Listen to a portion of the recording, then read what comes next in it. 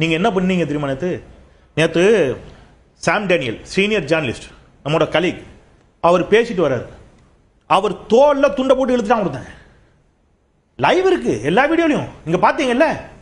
எந்த அரசியல் கட்சி தொண்டராவது இப்படி நடந்திருக்காங்க, பிஹேவ் பண்ணிருக்காங்களா?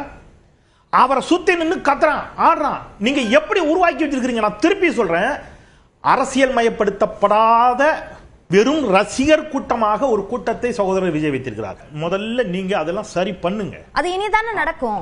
அப்படி கிடையாது. அது வரைக்கும் எத்தனை பேர் சாவுறது? எத்தனை பேர் வந்து நேற்று அழுறாங்களே திருச்சியில.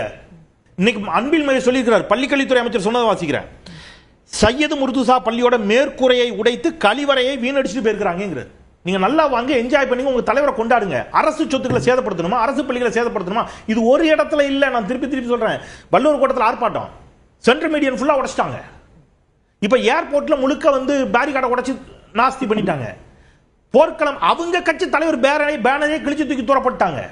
அப்ப நான் என்ன சொல்றேன், நீங்க இங்கே ஆட்சியாளர்களையும் இதற்கு முன்பு ஆண்டவர்களையும் ஆள வேண்டும் என்று நினைக்கக்கூடியவர்களையும் திராவிட இயக்க அரசியலையும் தமிழ் தேசிய அரசியலையும் இடதுசாரி அரசியலையும் வலதுசாரி அரசியலையும் எல்லா அரசியலும் நீங்க கேள்வி கேளுங்க. அதற்கான ஒரு ரைட்ஸ் உங்களுக்கு இருக்குது.